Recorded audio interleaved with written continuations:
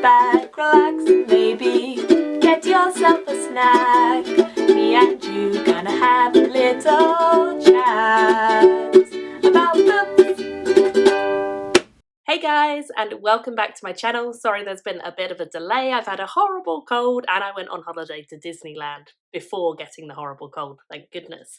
But there will be some videos this week. There will be 2 last semi-finalist videos coming, which I'm so excited to share with you guys, and then you will get the video which announces my finalist. The deadline is drawing near and I have to let you guys know by the end of the month, so that's coming really, really soon.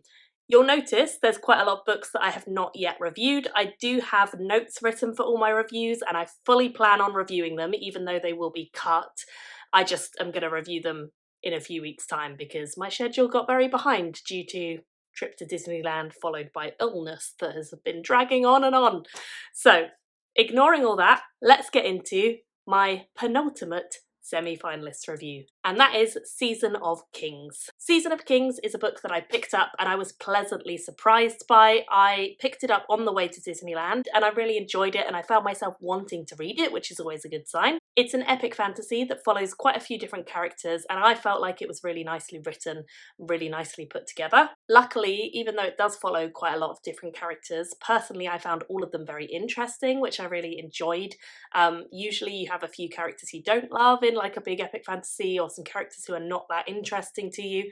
Personally, I really liked all the characters in this storyline.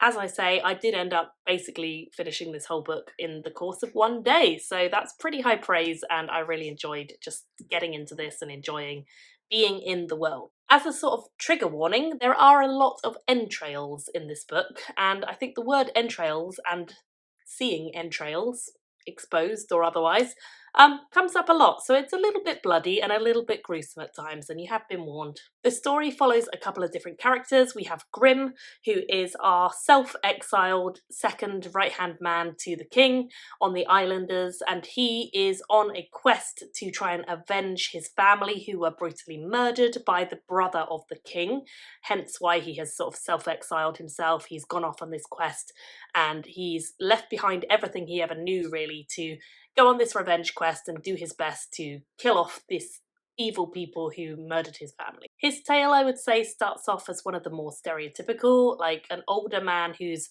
been really hurt by things that have happened to him, and so he's on a revenge quest. It's quite stereotypical in some ways, but I do think his story shifts into a less typical one when he meets Sarah.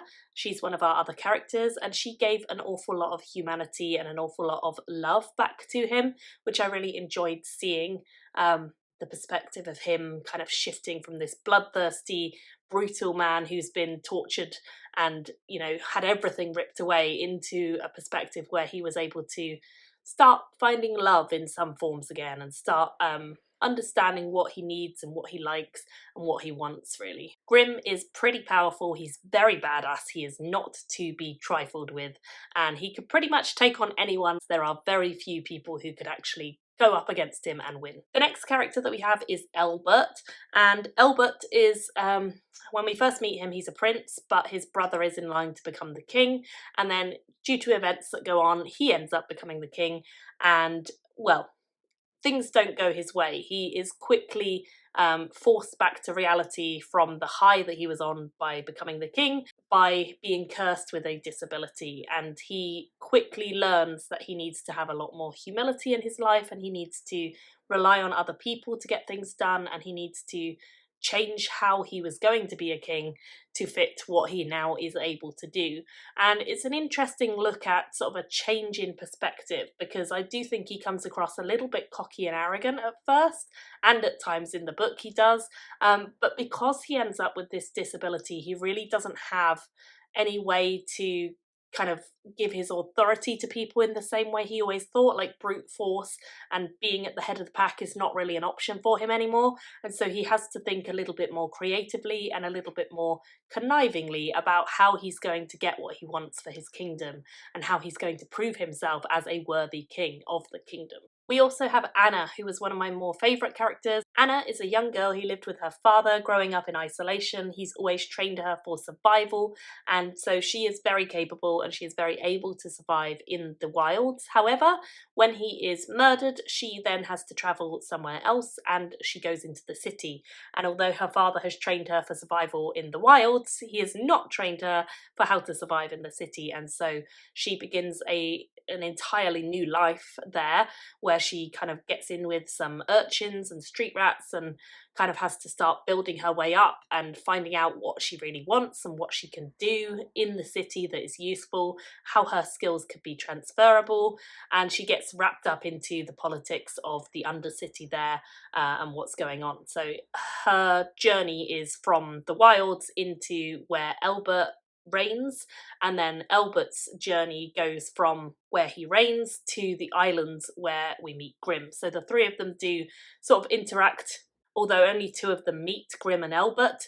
But I enjoyed this. As I say, I really did like the concept of the world where it's split over these two different sort of nations, and we're following both different nations. I imagine there's more to come with the next book in the series. We also have Anna and her storyline, which really felt like it was almost a different story at times, because it is the underbelly, the dark side of the city that you don't necessarily always see. And so I really enjoyed kind of getting to know her storyline and understanding the world a little bit deeper from her perspective as well. So I really liked all three of these characters, and I definitely felt like this was a really nicely written storyline. We do have a world of pretty brutal wars, a lot of bloodshed, as I mentioned, a lot of entrails. The plot, however, felt fast and engaging, despite the fact that it sprawls quite a large expanse. And even still, I didn't feel like it went too far, because you're mostly focused on these two areas of these two different kingdoms. So it doesn't feel like you are going into the wide world, even though we know there is a wide world out there and our travellers have been through it. We're focusing mainly on these two different, one is a fort and one is a kingdom. So as I mentioned, I really liked this. I definitely looked up to see if there was another one out once I finished this, which is always a good sign. There's not yet. This is the only one in the series so far, but I certainly enjoyed myself with it, and I gave it a solid 4 out of 5 stars, which translates to an 8 out of 10 for SPFBO, which does make this one of my semi-finalists. So I really recommend you guys check it out. I definitely would love to hear from you if you do. Thank you all so much for watching, and I'll see you in another review very soon. Bye all! Thank you for watching my video today. Go pick up a book, then come back and chat with me again.